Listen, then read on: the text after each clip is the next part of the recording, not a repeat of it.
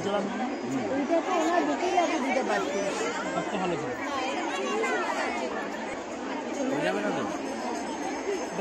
বলছি তোমরা শুরু করো। হ্যাঁ, আমি মাঝখানে একটা প্রশ্ন করবো। ঠিক আছে, আমি যাচ্ছি। যাবো 14 বছর ধরে এত পরিবারের পাশে লাগে। হ্যাঁ, তার রহস্যটা মানে পশ্চিমবঙ্গে তো বলছেন কাজের অভাব নেই, তাহলে তো কী করে কাজ দিতে পারছে না? পশ্চিমবঙ্গে কাজের অভাব আছে, কিন্তু পশ্চিমবঙ্গের যে এই যে আমার মহিলারা দেখতে পাচ্ছেন, ঠিক আছে, কাজের অভাব বলতে কি, কাজ তৈরি করতে হবে। কাজের পশ্চিমবঙ্গে অভাব নেই, কাজ তৈরি করতে হবে। আজকে দেখো, আমি 88,000 ছেলে মেয়েদের কাজ দিয়েছি, তাদের ভবিষ্যৎ তৈরি করেছি, ঠিক আছে, এবং আমি কাজ তৈরি করেছি।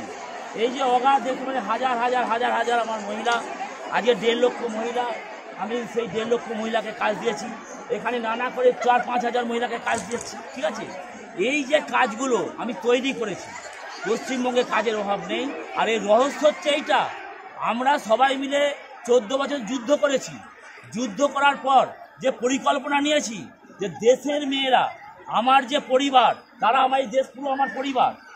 আমি এখানে কোনো রকমভাবে রাজনৈতিক আসছি না, এটা আমার পুরো পরিবার। এই পরিবারকে আমি কাজ দিতে পেরেছি, এই যে দিচ্ছি, এটাই আমার কাছে অনেক পাওনা। এই হচ্ছে এটা রহস্য। আপনি তো 5টা ফর্মুলার কথা বলেছেন, সেটা রাজনৈতিক পরিস্থিতি ব্যবহার করছে। এই যে 5টা ফর্মুলা আমি ব্যবহার করেছি, এই যে আমার 5টা ফর্মুলা, এই 5টা ফর্মুলা 14 বছরের ফর্মুলা। প্রথম ফর্মুলা হচ্ছে অসহায় যুবক যুবতী কী করে ভবিষ্যৎ তৈরি হবে। দ্বিতীয় ফর্মুলা হচ্ছে আমার যে দেশের মানুষ, এই যে দেশের মানুষ ঘরে বসে কিভাবে হচ্ছে 2-4 হাজার 5 হাজার 10 হাজার রোজগার করতে পারবে। তৃতীয় ফর্মুলা হচ্ছে মসজিদ থেকে কিভাবে মানুষের হচ্ছে কাছে গিয়ে এবং উপকার করা যায় এবং ভবিষ্যৎ তৈরি করা যায়।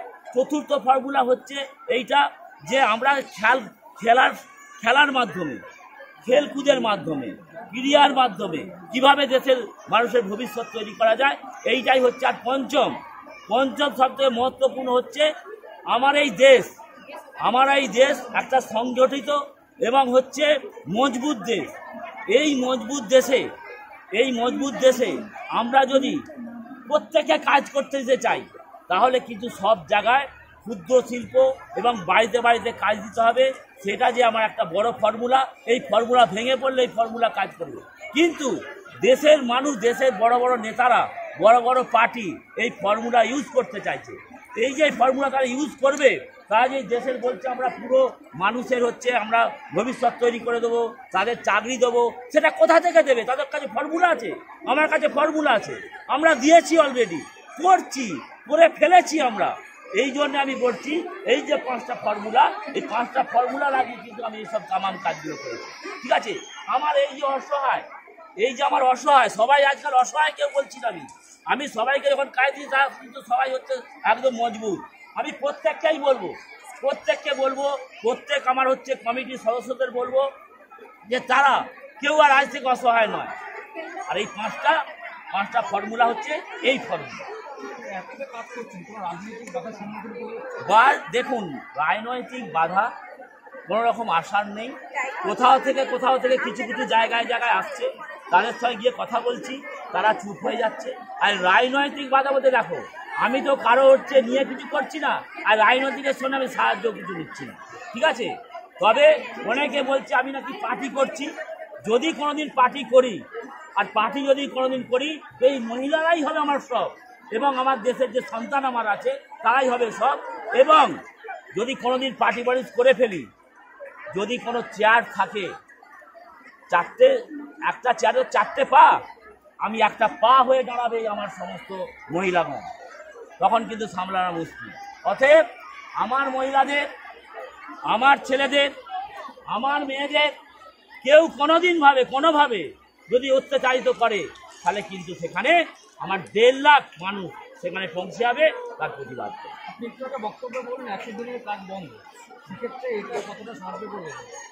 শুনুন, 100 দিনের কাজ বন্ধ নয়, বন্ধ করে দেওয়া হয়েছে। আমি কোনো রাজনৈতিক দলের হয়ে বলছি না, ব্যক্তি হিসেবে বলছি। আমি ব্যক্তিকে আক্রমণ করছি। মাননীয় শুভেন্দু অধিকারী মহাশয় আমার দেশের 100 দিনের কাজ তুলে দিয়েছেন। উনি টিভিতে বলেছিলেন যে 100 দিনের কাজ বন্ধ করে দিব, তো আপনি বন্ধ করে দিয়েছেন। উনি আমার এই 100 পরিবার, মানে 1 লাখ পরিবার, তার সাথে 1 কোটি পরিবারের জীবন ধ্বংস করে দিয়েছেন উনি। এই 100 দিনের কাজ করে দেশের মানুষরা, দেশের অসহায় পরিবাররা ভালো করে দুর্গাপুজো করতো, ভালো করে ঈদ মানাতো, সেগুলো মসৃণ হয়ে গেছে। যার জন্য ব্যক্তিগতভাবে আমি অনেক আক্রমণ করছি। শুভেন্দু বাবু, আপনি যদি আমার হুগলি জেলায় কোনোদিন আসেন, আপনার সামনে আমি করব, আর আপনাকে বুঝিয়ে দেবো আপনি যে এই আমার দেশের সর্বনাশটা করলেন কিসের জন্য করলেন। শেষ প্রশ্ন, রাজনীতি এখন দুটো থেকে ভোট হয়ে গেছে, কোন দিকে হাওয়া হয়ে আপনার মনে হচ্ছে? দেখুন, হাওয়া বলতে যারা ভালো কাজ করেছে তাদের দিকে হাওয়া, তাদের দিকে হাওয়া যাবে। যারা দেশের ভালো কাজ করেছে সেটা তোমরাও যেন দেখতে পাচ্ছ, বুঝতে পারছো।